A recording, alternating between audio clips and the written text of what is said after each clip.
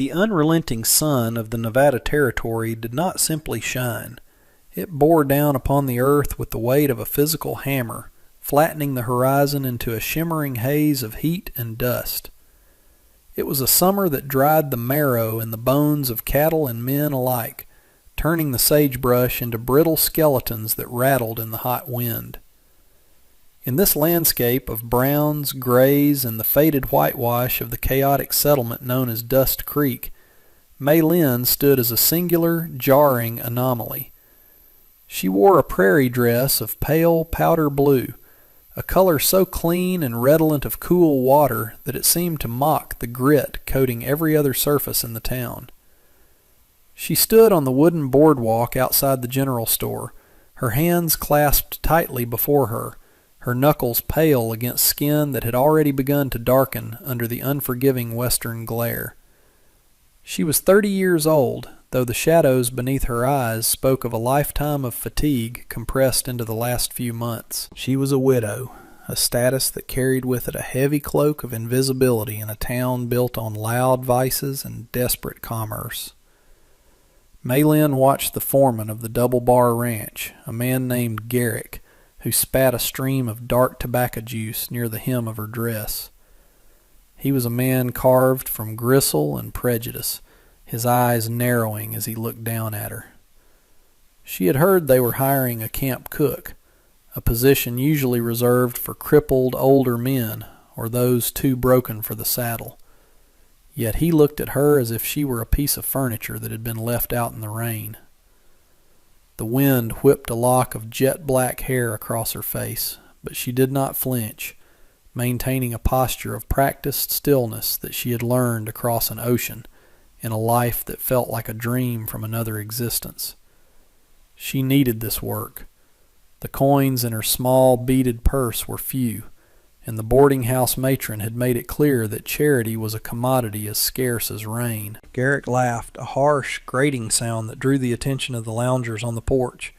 He dismissed her not with a shout, but with a wave of his hand as if shooing a fly, telling her that the ranch was no place for a woman, let alone a foreigner with no husband to speak for her. He turned his back, returning to his conversation with the storekeep, leaving May Lynn stranded in the rising heat, the humiliation burning hotter than the sun on her neck. The rejection sat heavy in her chest, a familiar stone she had carried since the mining accident that had taken her husband Lee 3 months prior. She remained rooted to the spot, not out of defiance, but out of a desperate necessity that paralyzed her legs. To walk away was to admit starvation. The town bustled around her, horses stamping, wagons creaking under the load of supplies, the distant clang of a blacksmith's hammer, but she felt entirely encased in silence. She looked down at her hands, the hands of a woman who knew the alchemy of spices and the discipline of the blade. Hands that were useless here, where only the strength to swing a pickaxe or rope a steer was valued. She closed her eyes for a moment, breathing in the scent of dry pine and horse manure, trying to steady the trembling in her fingers. It was then that the rhythm of the street changed. The casual chatter on the porch died down, replaced by a respectful, almost fearful silence. The sound of heavy hooves, rhythmic and slow, approached through the dust, drawing the gaze of every man on the boardwalk. A shadow fell over May Lynn, cooling the air around her instantly. She opened her eyes to see a massive black stallion, its coat gleaming with sweat, standing just feet away. The rider was a mountain of a man, his face obscured by the brim of a black hat, his posture radiating a terrifying kind of stillness. This was Thane Blackwood. Even in the short time she had been in Dust Creek, she had heard the name whispered with a mixture of reverence and dread. He was the owner of the largest tract of land in the territory, a man known for his stoic demeanor and his ruthlessness with cattle rustlers. He did not look at the foreman. His gaze was fixed somewhere on the horizon, yet his presence commanded the immediate attention of everyone present.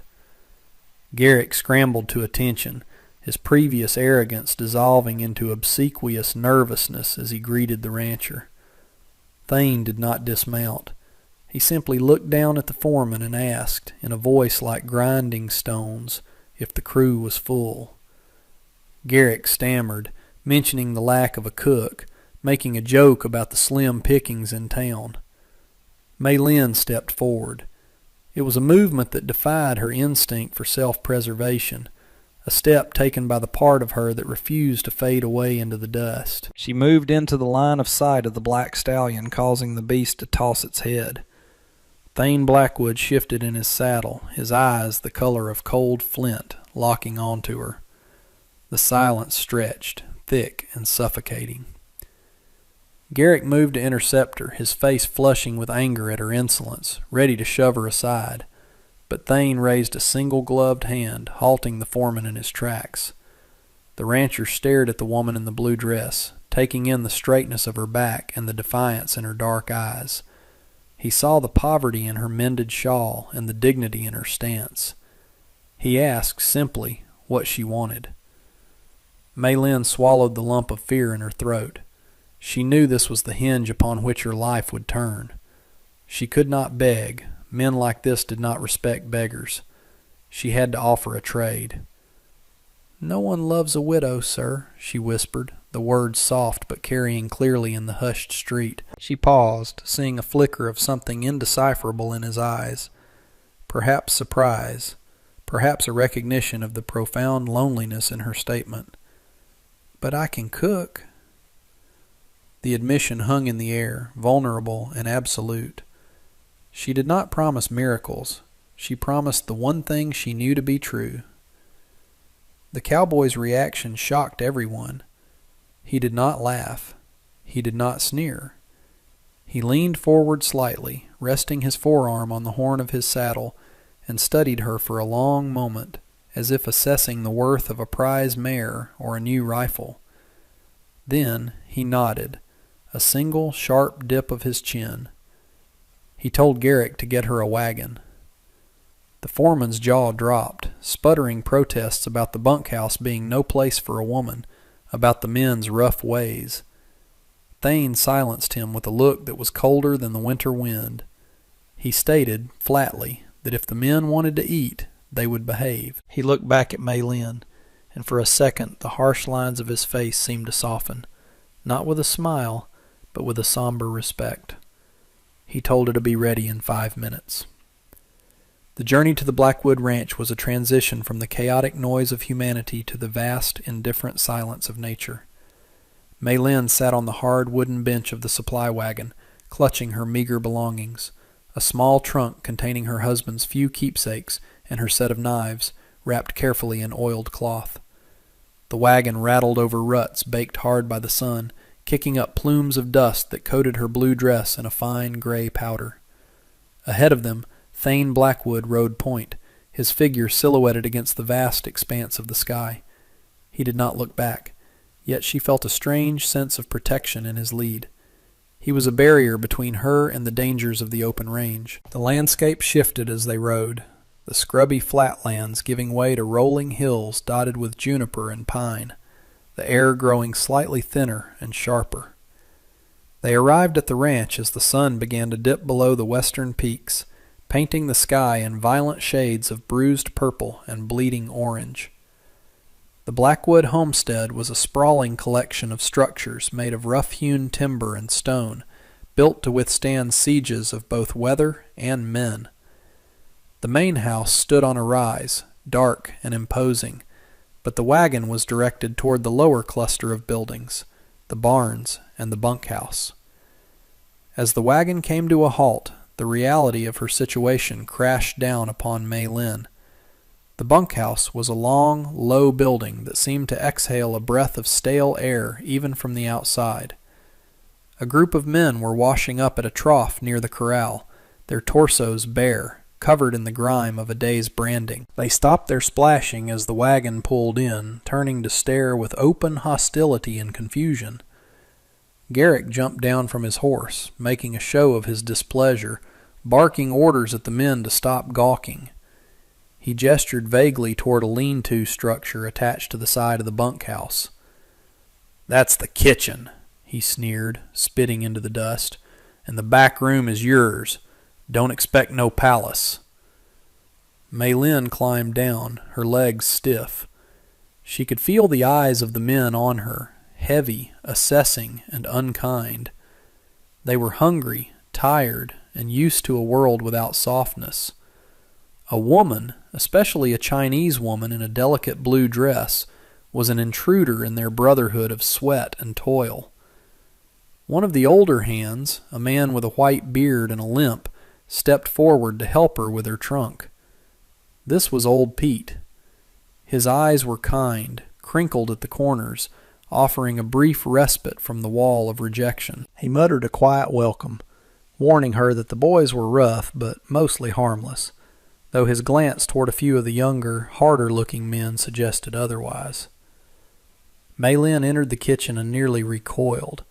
It was a dark, cavernous space that smelled of rancid grease, burnt coffee, and neglect.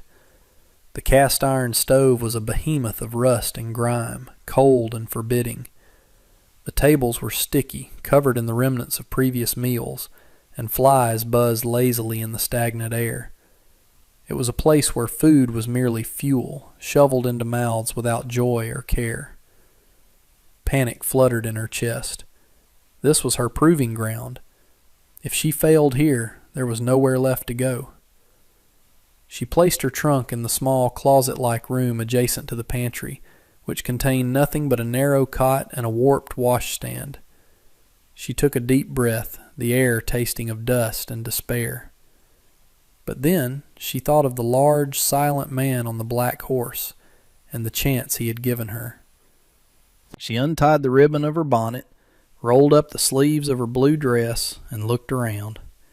She would not let the filth defeat her. This kitchen was a battlefield, and she was a soldier who had survived worse than Greece. Morning came long before the sun. The sky was still a deep, inky indigo when Maylin rose from the thin mattress, her body aching from the cold. She lit a kerosene lantern, the golden light pushing back the shadows of the kitchen, revealing the work she had already begun the night before. She had spent hours scrubbing the tabletops with boiling water and lye soap until the wood was pale and raw. Now it was time for the true work. The kitchen was cold, the iron of the stove radiating a chill that seeped through her dress. She set to work building a fire, her movements efficient and practiced. The strike of the match, the catch of the kindling, the roar of the wood. It was a liturgy she knew by heart. As the stove began to warm, emitting a series of metallic ticks and groans, the atmosphere of the room shifted. It became a living thing, waking up alongside her. She assessed the pantry again, more thoroughly this time. The supplies were basic and brutal: sacks of flour, bins of beans, salted pork that looked like leather, sacks of potatoes, and dried onions. There was no fresh cream, no delicate greens, none of the ingredients she had once used to weave magic in her own kitchen. But a cook's skill was not in the ingredients she wished for, but in the transformation of what she had. She found a tin of lard and a heavy bag of coffee beans. She began with the coffee. She did not simply boil the grounds as the previous cook likely had. She crushed the beans fresh, using a heavy stone pestle she found, releasing an aroma that was dark, oily, and awakening. She set the water to boil, ensuring it was scalding but not burnt. Next, she turned her attention to the flour. She would make biscuits, but not the rocks the men were used to. She cut the lard into the flour with cold hands, working quickly to keep the fat from melting, creating layers that would rise and flake in the heat. She had no buttermilk, so she used water mixed with a little vinegar she had found to tenderize the dough. Her hands moved with a rhythmic grace, kneading, folding, and cutting. The dull thud of the dough against the table was the heartbeat of the morning. She sliced the salted pork thick, soaking it first in warm water to draw out the harsh excess brine, then peppering it heavily before laying it in the hot skillet. The sizzle was loud and aggressive, sending up a cloud of savory steam that began to chase away the lingering smell of stale grease. She found a bag of dried apples and rehydrated them in a syrup made from brown sugar and cinnamon, creating a compote to cut the heaviness of the pork. This was her language. She could not speak the rough slang of the cowboys, nor could she command them with physical strength, but she could speak to their hunger. She could speak to the primal need for warmth and care that existed even in the hardest of men. As the biscuits rose in the oven, turning a golden brown, the kitchen filled with a symphony of smells: the rich, nutty scent of coffee, the savory bite of frying pork, the sweet warmth of cinnamon, and the yeasty comfort of baking bread. It was a smell that defied the harshness of the territory, a smell of home that many of these men had not encountered in years. Mei Lin wiped her forehead with the back of her hand, her face flushed from the heat of the stove. She was no longer just a widow in a blue dress. She was the sorceress of the hearth, and she was ready for judgment. The sun had just crested the horizon, setting the dust motes dancing in the air, when the first sounds of the waking bunkhouse reached the kitchen. Boots stomped on wooden floorboards, groans of stiff muscles filled the air, and the door swung open. The men shuffled in, eyes bleary, expecting the usual trough of lukewarm mush and burnt coffee. Garrick was among the first, his face set in a permanent scowl, ready to find fault. But as they crossed the threshold, they stopped. The wall of scent hit them, stopping them dead in their tracks. It was not just the smell of food, it was the smell of care. The table was set. Mei Lin had found 10 plates and scrubbed them until they shone, laying them out in precise rows. In the center of the table, she had placed the platter of golden, steaming biscuits, piled high like a monument to abundance. Beside it sat the skillet of crisped pork and the bowl of stewed apples. Silence descended on the room, heavier and more profound than the silence of the street the day before. The men looked at the food, then at Mei Lin, who stood by the stove, her hands clasped in front of her apron, her eyes downcast but her chin level. She did not speak. She simply gestured to the coffee pot. Old Pete was the first to move. He walked to the table, his limp pronounced in the quiet room, and took a seat. He reached out a calloused hand and took a biscuit. He broke it open, and steam escaped, the inside fluffy and white. He took a bite, and a look of genuine shock crossed his weathered face. He chewed slowly, closing his eyes, a sound of appreciation rumbling in his throat. "Well, I'll be damned," Pete whispered, the curse sounding like a prayer. The spell broke. The other men surged forward, the scrape of benches on the floor loud and eager. They ate with a ferocity that was almost frightening, but the usual chaos was tempered by a new undercurrent. They did not throw the food. They devoured it with focus. The coffee was poured, hot and black, and murmurs of surprise rippled through the room. Garrick ate silently, his eyes darting from his plate to the woman by the stove, his antagonism warring with the undeniable pleasure of a full, hot meal. Mei Lin watched them, her heart hammering against her ribs. She was feeding the wolves, and for the moment, the wolves were tamed. The door opened again, and the room went still once more. Thane Blackwood entered. He had to duck slightly to clear the doorframe. He carried his hat in his hand, his hair damp from washing. He looked at the men, then at the table laden with actual food, and finally at Mei Lin. He walked to the head of the table, where a single plate had been set for him. He sat, and the men watched, spoons hovering halfway to mouths. Thane took a bite of the pork, then a sip of the coffee. He set the cup down without a sound. He looked up at Mei Lin, his dark eyes locking with hers across the room. There was no smile, but the hard line of his jaw seemed to relax. He nodded to her, a confirmation of the contract made in the dusty street. She had proven her worth. She was no longer just a stranger. She was the heart of the ranch, and the day had only just begun. Weeks bled into months, the relentless heat of the summer giving way to the golden, heavy haze of early autumn, and the rhythm of the Blackwood Ranch began to beat in time with the movements of Maylin's hands. The kitchen, once a dungeon of grease and apathy, had transformed into the beating heart of the homestead, a sanctuary where the air was always thick with the promise of sustenance. She had scrubbed the walls until the wood grain emerged from beneath years of soot, and she had coaxed the old stove into a temperamental but reliable ally. The men, initially rough and guarded, had begun to undergo a subtle softening, a civilization brought about by the alchemy of hot stews, fresh bread, and the quiet dignity of the woman who served them. They no longer stomped into the kitchen with mud-caked boots. They scraped them clean at the door, a silent offering of respect.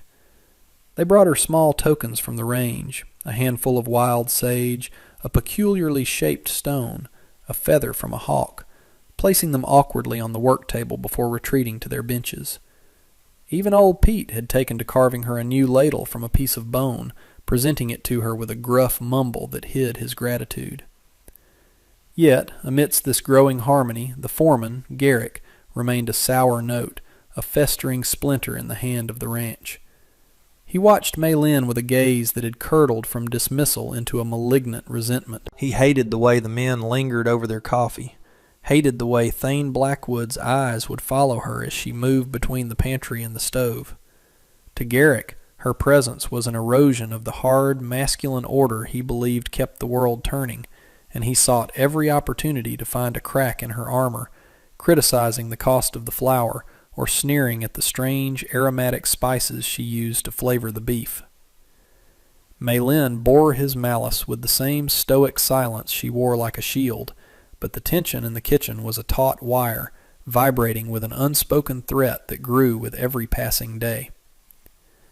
The breaking point of the season came not from the foreman, but from the sky itself, which turned a bruised, sickly green one late afternoon, signaling the arrival of a violent late-season tempest.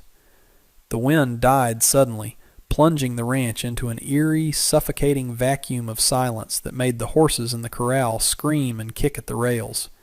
Then the heavens tore open. It was not rain, it was a deluge, a solid sheet of water that hammered the roof of the bunkhouse with the deafening roar of a rockfall. The temperature plummeted, the heat of the day replaced instantly by a bone-chilling dampness that seeped through the cracks in the walls. The men were out on the ridge, driving the herd down to the lower pastures to escape the lightning that forked across the sky in blinding, jagged spears. Maylin stood at the kitchen window, watching the world dissolve into gray chaos, her hands gripping the edge of the sink until her knuckles turned white. She kept the stove roaring, piling it high with wood, knowing that when they returned, they would be half drowned and freezing. Hours stretched like pulled taffy, the darkness of the storm swallowing the daylight completely. Finally, above the roar of the wind, she heard the frantic shouting of men and the panicked lowing of cattle. The door to the kitchen burst open, carried by a gust of wind that nearly extinguished the lanterns, and a group of soaked, shivering men stumbled in, carrying a heavy burden between them. It was Thane. He was pale, his face a mask of pain, his left leg dragging uselessly behind him, the denim of his jeans dark with blood where a spooked steer had driven a horn into his thigh. The sanctuary of the kitchen was instantly transformed into a field hospital, the smell of bread overpowered by the metallic tang of blood and the scent of wet wool. Maylin did not freeze. The panic that fluttered in her chest was ruthlessly suppressed by the necessity of the moment. She took command, her voice sharp and clear, cutting through the confusion of the frightened hands. She ordered old Pete to clear the heavy oak table, sweeping the dinner preparations aside without hesitation. She directed two younger men to lift Thane onto the surface, her small frame darting between them with the agility of a bird. Thane was conscious but groggy, his teeth gritted against the agony as they laid him down. He looked at her, his eyes glassy, attempting to wave her away, to tell her it was nothing, but she silenced him with a firm hand on his chest. She was no longer the cook. She was the authority. She called for boiling water and clean linens, tearing strips from her own spare apron when the rags proved insufficient. As she cut away the ruined fabric of his trousers to reveal the angry, jagged gash, a collective gasp went through the room. It was a wicked wound, deep and bleeding freely. Garrick stood in the corner, useless and pale, muttering about needing a doctor from town, a 2-day ride that was impossible in this weather. Maylin ignored him. She cleansed the wound with the boiling water and a splash of whiskey, her hands steady despite the tremors shaking the floorboards with every clap of thunder. She threaded a needle with silk thread from her sewing kit, sterilization by fire, and began to stitch him up. Thane watched her face, his vision blurring, focusing only on the furrow of her brow and the compassion etched into her tight lips. He did not cry out, though the sweat rolled off him in sheets. In that hour, amidst the storm and the blood, the distance between master and servant, between cowboy and widow, evaporated, replaced by the primal intimacy of survival. The recovery was slow, a test of patience for a man who defined himself by action. For the next week, Thane was confined to a makeshift bed in the corner of the kitchen, the warmest room in the house, so Maylin could keep a watchful eye on his fever. The dynamic of the ranch shifted on its axis. With Thane incapacitated, Garrick strutted with a renewed sense of power, barking orders and pushing the men to their limits in the mud-slicked fields. But in the kitchen, his authority ended at the threshold. Maylin became the gatekeeper. She brewed willow bark tea for Thane's pain and made rich, restorative broths that she spooned into him when his hands were too shaky to hold the bowl. During the quiet hours between meals, while the rain tapped a softer rhythm against the glass, they spoke. It was halting at first, filled with the awkward pauses of two people who had forgotten how to share themselves. Thane spoke of the land, of the burden of the legacy his father had left him, of the hollowness of the big house on the hill. Maylin spoke of the ocean, of the scent of star anise, of the husband she had loved who was now part of the earth. She told him of the loneliness that felt like a physical weight, a coat she could never take off. Thane listened, his gaze intense, seeing for the first time the steel spine beneath the delicate blue dress. He realized that her strength was different from his. His was the strength of the oak that resists the wind, while hers was the strength of the willow that bends and survives. The fever broke on the 4th night, leaving behind a clarity that was both terrifying and exhilarating. The inevitable confrontation with Garrick came the evening Thane finally sat up at the table for dinner, his leg bandaged but healing. The foreman had been drinking, a flask of cheap whiskey emboldening his resentment. He stormed into the kitchen, his boots leaving muddy tracks on Maylin's clean floor, and threw a sack of flour onto the table, sending a white cloud puffing into the air. He accused Maylin of theft, claiming the supplies were dwindling too fast, insinuating that she was smuggling food to some non-existent lover or hoarding it for herself. It was a clumsy, desperate lie, born of jealousy and the realization that he was losing his grip on the crew. The room went deathly silent. The men, who had come to view Maylin with a protective fierceness, shifted on their benches, looking to Thane. Maylin stood by the stove, her face pale but composed, clutching a wooden spoon like a scepter. She did not defend herself. She knew the truth of her ledger was absolute.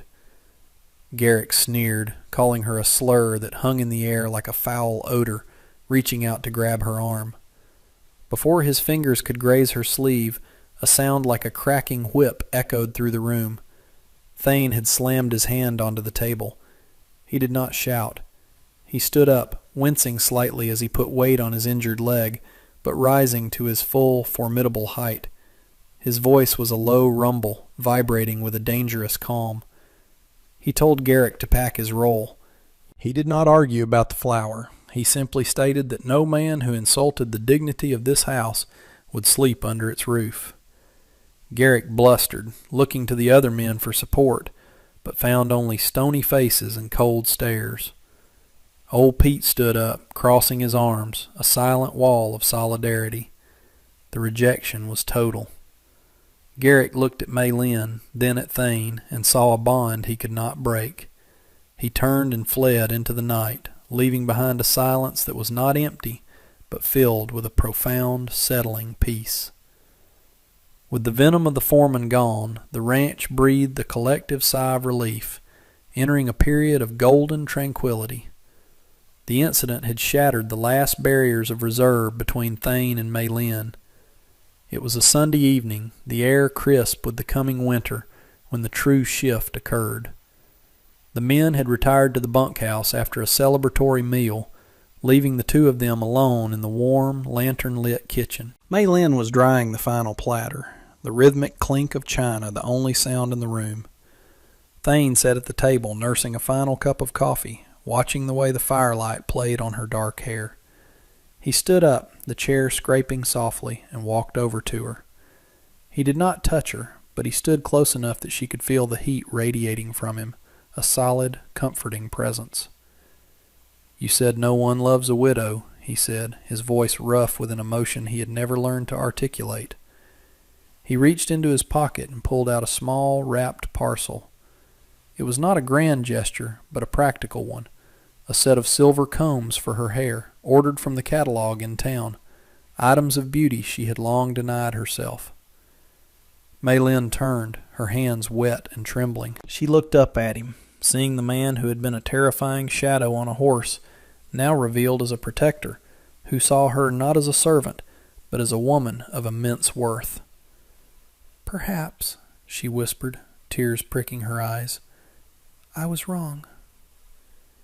The admission hung between them, a bridge over the chasm of their pasts. Thane reached out, his large, calloused hand gently covering hers. There was no need for grand declarations or poetic speeches. In the quiet of the kitchen, amidst the scent of drying herbs and cooling embers, a new contract was signed, not for labor, but for a shared life. The widow in the blue dress had found a home, and the cowboy had found the one thing the vast open range could never give him, a heart to beat alongside his own.